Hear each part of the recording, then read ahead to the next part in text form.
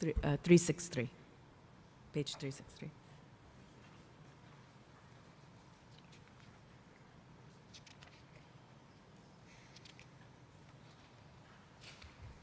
Hi, Ms. Khoshrou, can you hear me?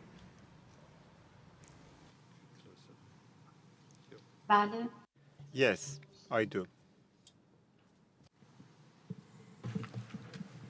Madam Witness, thank you for attending to testify. Could I ask that you repeat after me, please? I solemnly declare that I will speak the truth.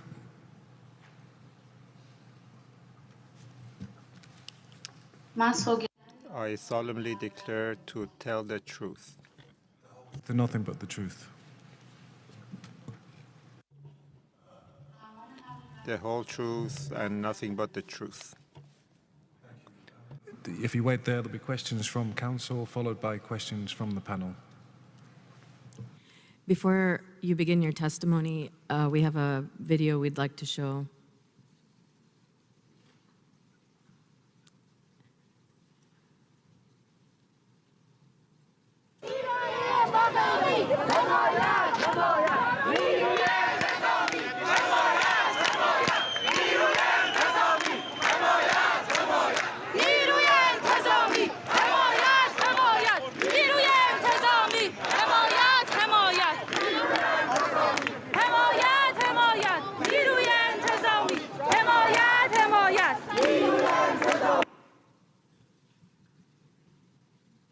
And this was you at the protest, correct?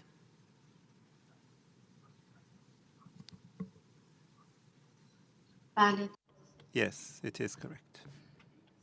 We can start with, can you tell us what led, the events that led up to your arrest on November 16th?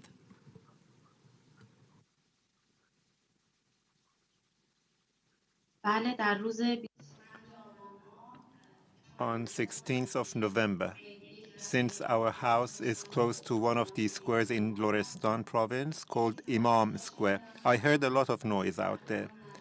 It was about 10 a.m. when I left home. Our house is only 1 or 2 minutes away from the square. I realized that many taxi drivers were sitting on the ground around the square, and there was a bus station in which a number of ladies were standing.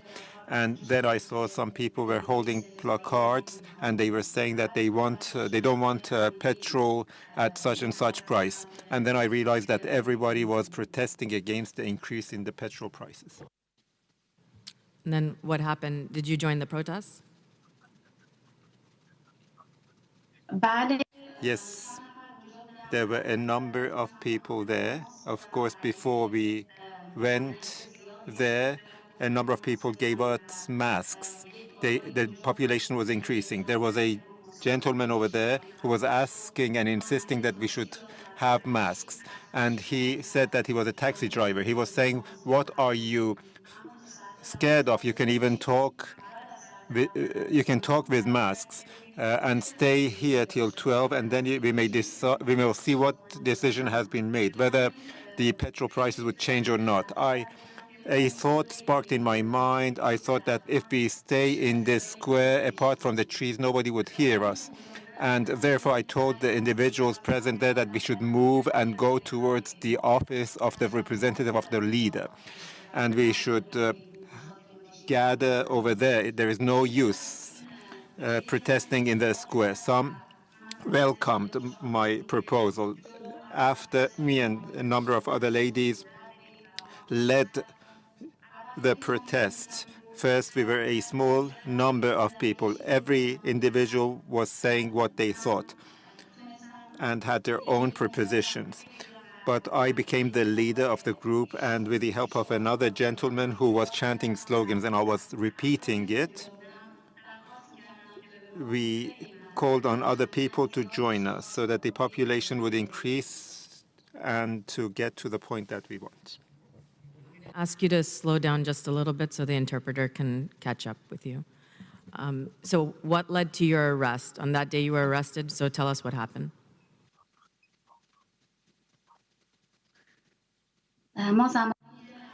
When we were walking forward. There were a large number of plainclothes officers who had walkie-talkies or had weapons underneath their clothes. They stopped us and they used very obscene language against us. They say, "Why did I become alpha? Why did I become the leader? Why did I cause unrest? Why was I leading the youth?" I talked to one of them and I told them that they were not allowed to film us. And he put his hand on a weapon and he said that when I take you to my base, I will let you know how to behave. And finally, we got to a crossroad. There was only 2 to 3 minutes away from the Supreme Leader's representative's office. A few people came around us and said that the representative of the Supreme Leader is not in his office and we should go to the Governor General's office. So the half of the population just dispersed and returned. But me, along with a number of other people, went to the Governor General's office.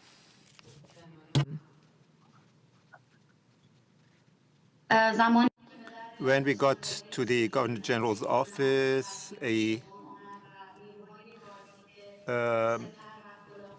person who was filming was on the roof, and there was some other group of forces on the roof with shields. And I went to the Governor General's office. I took off my mask and I held my hands up and showing victory. We said that we don't want this government, we don't want high prices, we did not choose the Islamic Republic, and I went back, sat in my place. A gentleman after that went to where I was standing. Then I saw that another gentleman with a baton, which was covered with something that I don't know, hit that gentleman on the head and blood just started flowing. I heard someone crying. When I turned to look in behind me, I saw that one of the ladies who was next to me was being arrested. When I turned my head back, I just realized that I was being beaten by being kicked and punched, and I received some very bad treatment. And so why did they arrest you? Was it after they started beating you that they arrested you?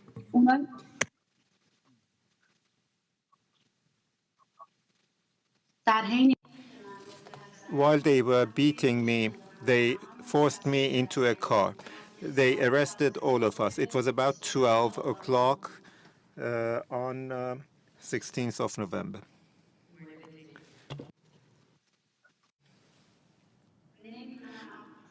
I don't know. I don't remember. When I was in the car, I could not remember. I was just shouting that I cannot see anywhere. I'm blinded. One of the officers said that you had swear the leader, and he was using very sexual, obscene words against me. He had put the pepper spray close to my nose and eye, and I could not control myself, and I vomited. The car was speeding away. I didn't know where I was going. I just realized that we entered a base because there was one talking on the walkie-talkie that we brought her, opened the door. And then I was taken up the stairs by 2 men who had taken my hands. I didn't know where I was going. I was just climbing the stairs. Then they told me to mention my name. And there was one individual over there who had burnt a newspaper for another lady who was arrested before me so that she would not be able to breathe properly because of the smoke. And that smoke also helped the pepper spray's effect go down. I realized that that was the IRGC's base. Okay. Were they asking you questions, or did they ask you, what were they doing to you there at the base? They kept us in a corridor for 2 to 3 hours. They were just beating us and punching us and kicking us. Finally, I realized that the boys who were with us, they were all brought there. They were all bloody on the face and head. Then we were forced into a cell. It was a room that that seemed to have been recently built because the plaster was still fresh on the walls and the floor was cement. And we were placed in that cell. After an hour, when we felt a bit better and we could open our eyes a bit more, one by one we were taken to special rooms for interrogation. What was the nature of the interrogation? Were they asking you questions about your involvement in the protest?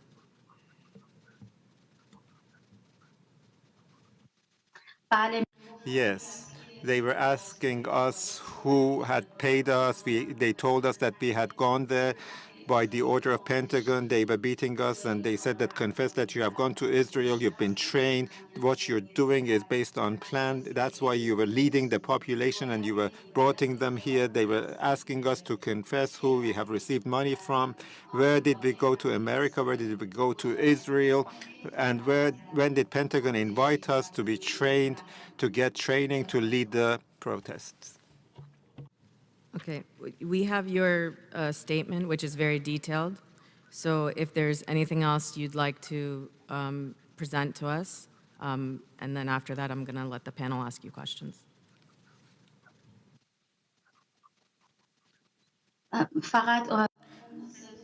I should only say that during the 3 days that we were under the arrest of the RGC, we were ill-treated. We were all frustrated and disappointed. We did not know where we were. We did not know how our family were, what our family were doing. Our mobile phones were taken from us, but they did not allow us to make any calls. We were immediately called hypocrites, mujahid. They said that we were the enemies of the revolution, the enemies of the republic.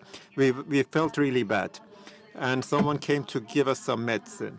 And I told the ladies who were next to me that we should not take the medicine. We don't know what type of pills they are trying to give us. Therefore, we refrained from accepting any medicine from them. Mr. Chair.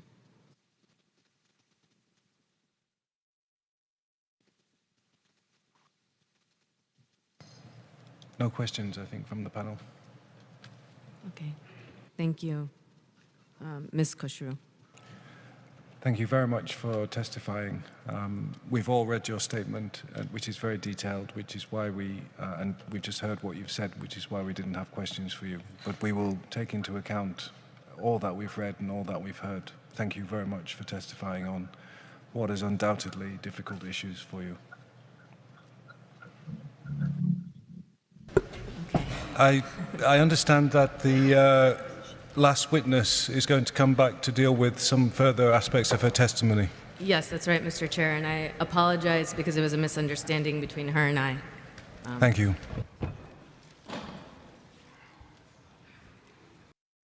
Okay. Hi, Ms. Khoshrou. How are you? Okay. I wanted to apologize. Thank you. Apologize for before because I apparently didn't ask the right question to get you to talk about what I wanted you to talk about. So if you could take us to the point in time when you were transferred between prisons and you ended up in Evin Prison, Ward 2A. Can you please tell the panel and the audience about what happened?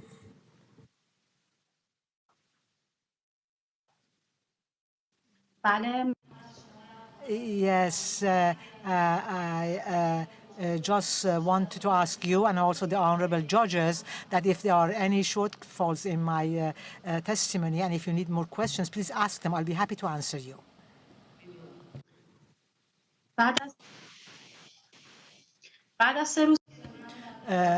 After 3 days that we were in the headquarters of the IRGC, they kept us for 1 week in the security police.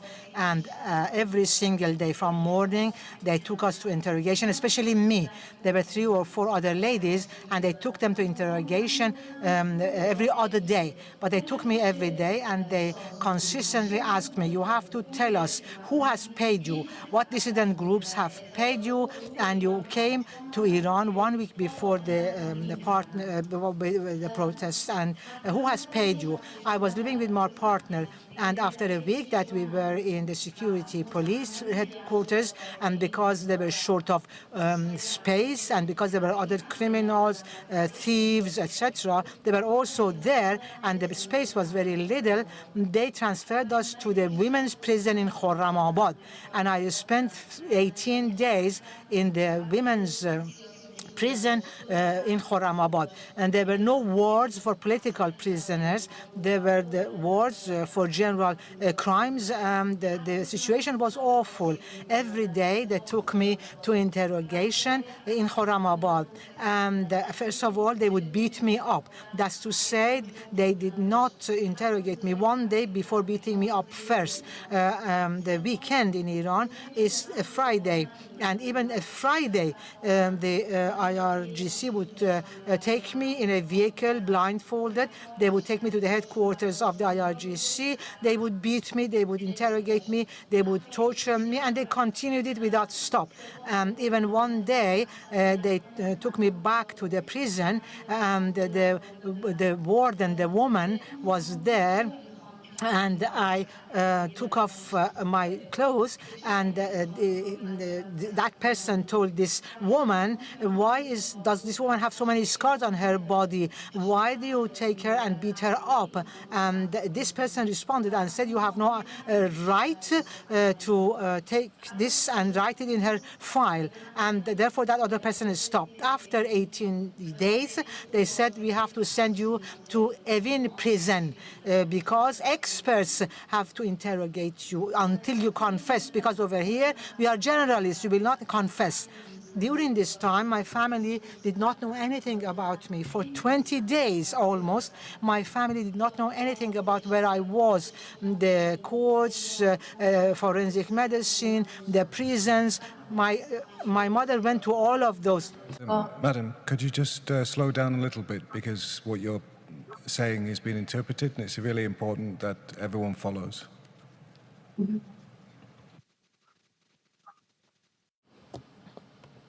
Sure.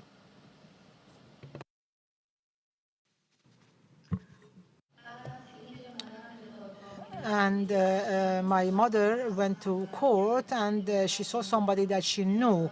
And then this person told my mother that I was in the women's prison in Khorramabad. When they arrested me, and 2 days before they transferred me to Tehran, they gave me the right to have visitors and also to have a telephone call from behind the glass. And then I could talk to my mother, and I told her what had happened to me. And my mother saw in what situation I was. It was dire. I had lost weight. I did not look well. And when they transferred me to Tehran, they transferred me by plane, and very much in a security manner. That's to say, the security officials who were with me, they made fun of me. They said, look, you're so important that they escort you, all of them. And your escort is a very important escort. And they transferred me in that way to the detention center in Evin, Tehran, 2A. The ward was 2A. And I didn't know where this place was. And before I found out where this place was, they took me to a court, and it said Evin Court.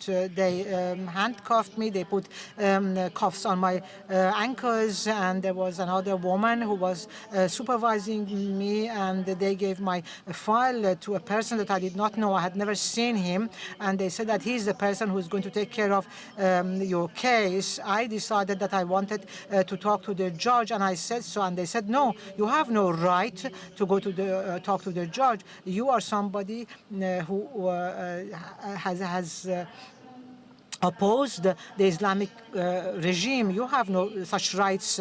Then they blindfolded me after this place, and they took me to a vehicle, and they transferred me somewhere else.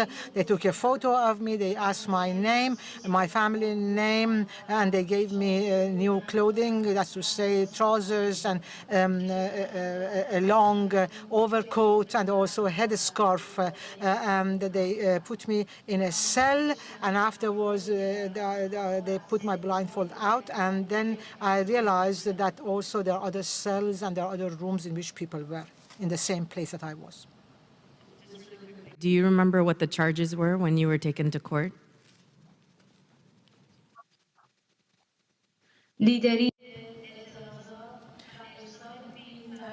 They said that I had protested and also had sent films to dissident groups in Turkey. So once you got placed in the cell, then what happened? And the next day, I woke up and a lady came to me, and she had a bag, and she gave me the bag and said, you have to wear the long overcoat, the headdress, cover your face, and come with me. And I was moving through different basements. I could feel it. I could feel that I was underground. And over there, they took me to a room. I was blindfolded and said, don't take it off. And right when I entered the room, they started beating me up. And I didn't know why they were beating me up. And they insulted me all this time. They said, you have to confess. You have to confess. Who paid you? Who paid you to come and make disturbances in the country? And then what happened?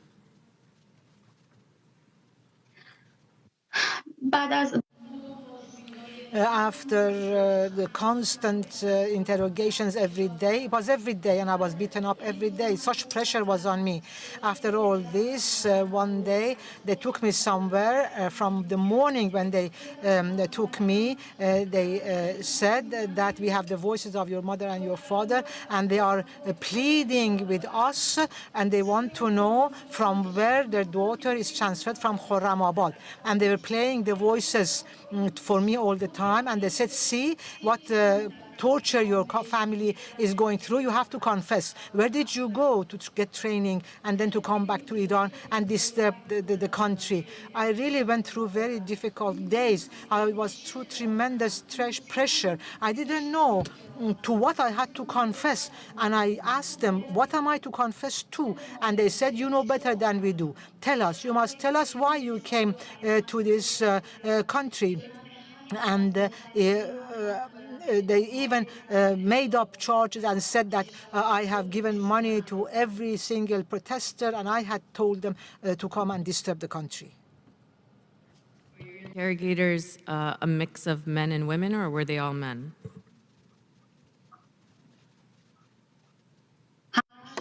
They were all men, and only those who would take me to the special rooms were women, rooms in which I was beaten up. A few times I took off my blindfold. There were no cameras there, but in rooms where I was put in a chair and I had to answer their questions, there were cameras there. Even in my cell, there was a camera, and there were no sanitary facilities. There was only tap water, a shower, and a toilet, and the wall of the cell was so short that the camera could see me even if I was taking a shower, even if I was going to the toilet. And many times I protested and I said, why do you have to see me? And they said, you oppose the Islamic government and you have no rights to say whether we should look at you or not, see you or not. You talk about a specific interrogator. Did you have the same interrogator the whole time you were there? You would only know his voice? Yes, the voice I always heard in Evin. There were 3 of them, but that was the interrogator who interrogated me more often than everybody else and asked me questions. Your statement, you talk about the fact that they touched you. Can you talk about that, please? if you're comfortable.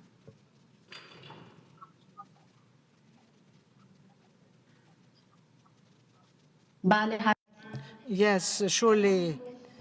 That person whose voice I always heard, he said, I am your judge. And until the time that I do not allow you, you will stay here. Whether it's 6 days, it will be 6 months, or it will be 6 years. I am the one who decides here. You have to tell us why you came to Iran. You have to forcibly confess to it. You must come to the camera and in front of the camera forcibly confess for what reason you came to Iran. But I asked, I said, why do I have to confess? Why do you force me to confess? And I was resisting it, and I didn't want to confess to anything in front of the camera. And one day they took me to a room which was separated with a glass, and they said, okay, we have nothing else to do with you, and you are going to be returned to the city, you can go. I was very happy, and the woman who was my minder put a blindfold on me and took me somewhere else and took my blindfold off, and I looked and I saw there are no cameras in the room, and very obscenely she said, take your clothes off, give them to me, I'm going to go and bring you another set of clothes. I was really very worried, and I don't know why I was so stressed, and I did. I stripped. I took my clothes off, and then I saw that 5 men who all had hats on came to the small room where I had been placed, and they started touching my body. And the interrogator, whose voice I always heard, he was also with them.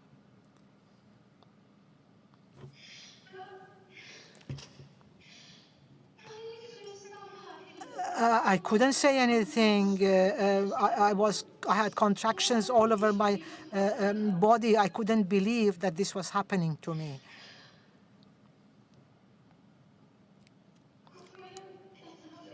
He said, if you had confessed, as we forced you to, this would not have happened to you.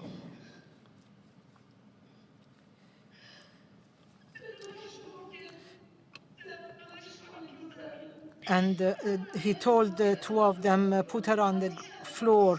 And I pleaded with them. I said, please, whatever you say, I will do. Whatever you ask for, I will do. What must I do? I told them.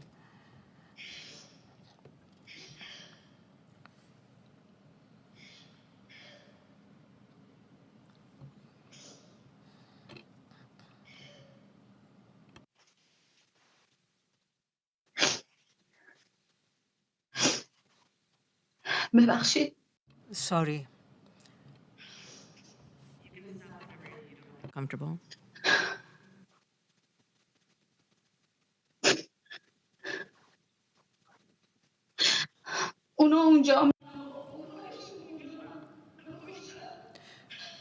It was as if they killed me there with what they did. What was my sin? It was my only sin was that I was a protester. I didn't want the price of petrol to go up. I didn't want Khamenei to be my leader.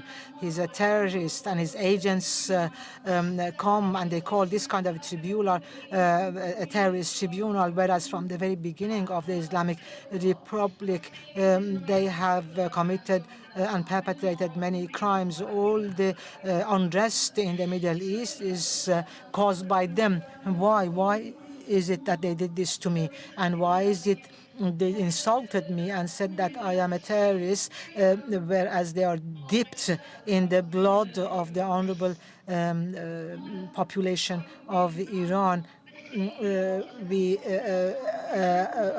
Our hands were empty. All the protesters, including myself, we did nothing. All these young people, all the mothers, they are suffering bereavement from their children. And yesterday I realized that it was not agreed that I come to this tribunal. I would have wanted to be present myself, but unfortunately it was not agreed to. They knew details about your family. Can you tell us a little bit about that? They knew about your husband and Go ahead.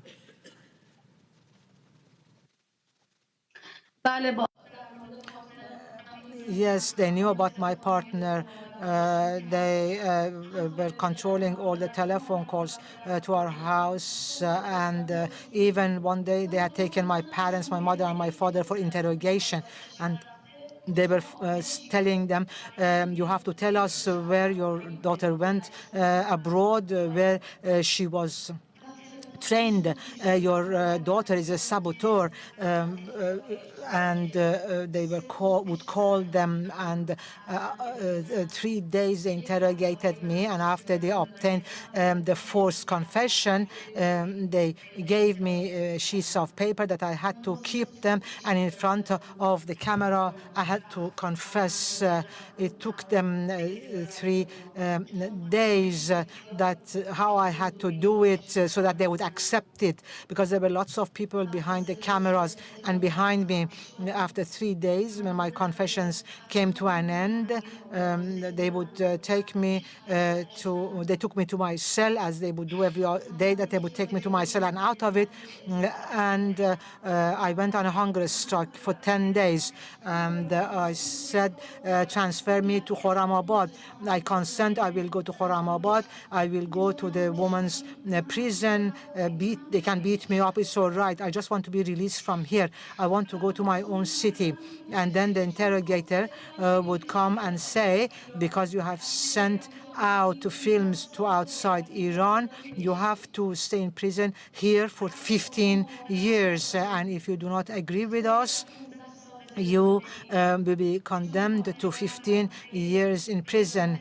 My partner had worked for the Pentagon in the United States before, and what they wanted me to do was to cooperate with them so that they would be able to arrest my partner and bring him back to Iran. Panel now.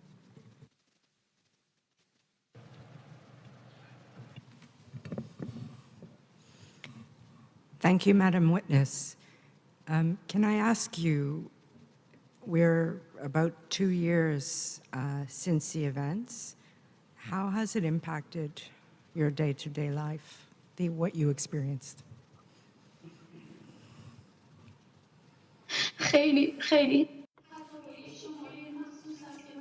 It is a special number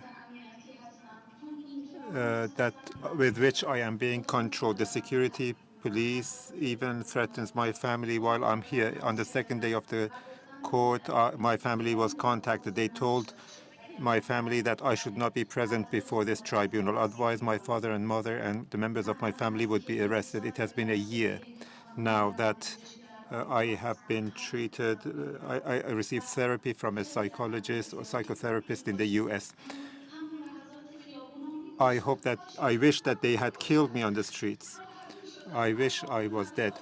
But those men wouldn't have done that to me. I would have felt the pain for one moment, but unjustly, unfairly, because of defending the right thing, I went to the streets. I did not deserve to be treated like that by those men. That you were initially in detention with, I think, about 4 other women. Is that right? Yes. Did you stay in contact with those other women in the course of your detention, or have you heard what happened to them subsequently? Yes, since we live in a small city together, before I was transferred to Evin prison, all of them were released. And when later I asked, all of them received suspended prison sentence and small amounts of fines. After I was returned from Evin prison to the women's prison, none of the women were there, and they were all released on bail. After a while, when I pursued the matter, all of them had gone through the court procedure. I was in Iran for 9 months, and I was told that they would determine when my court would be held. And whenever they would allow me, I would leave Iran, and then I would take my partner to Turkey, and then I would take him to the city that they want so that they would be able to arrest him. And for what I would do, then they will only put me in prison for 1 year. And in the absentia courts, I was sentenced to 1 year of prison and 74 lashes of whip.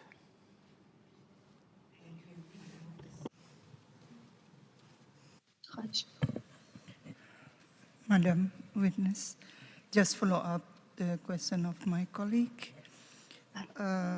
Of 4 women that you mentioned in your written statement, did they have same experience as you? نه اونها خیلی ازشون ساده پرسیدن. No, they were just simply asked questions. After interrogation, they were returned to the cells. We asked each other what we were talked about. They just said that they had turned out on the streets for the increase in the petrol prices. They were under pressure, of course, and 2 of the women had confessed against me. They said that I was the leader and I had provoked them to go to the streets. Madam, thank you for the testimony. Can I just ask you about something in your statement? And it's about after your release from prison. And this is what you say. I told Judge Mujtaba Salgi that I was physically tortured and sexually abused in the prison. The judge replies, quote, "It has nothing to do with me," close quote.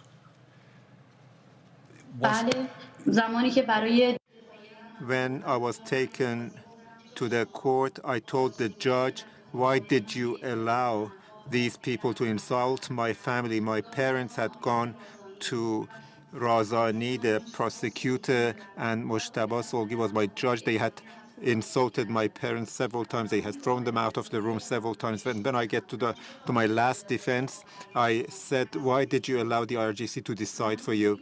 And when I was in Evin prison, such things happened to me.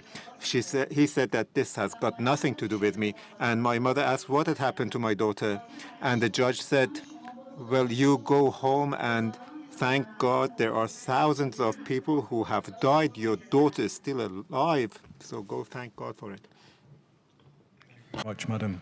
I've got nothing further. I think the panel has nothing further. Thank you. Thank you very much, Ms. Khoshrou. Thank you very much. خواهش میکنم من میدونم که با I know that by this testimony, my family will be under great pressure and there would be further security pressures against me. But I am really grateful to you and your colleagues because nobody became my voice in the past 2 years. None of the podiums became my voice. I'm really happy that you allowed me to air my voice to the world. And we're very grateful. جمهوری اسلامی How long does the Islamic Republic want to continue terrorism and abduction in Iran and the neighboring countries? Very much for your testimony. We're very grateful. It cannot have been easy to talk about that, so we appreciate your efforts. Thank you. خواهش میکنم You're welcome.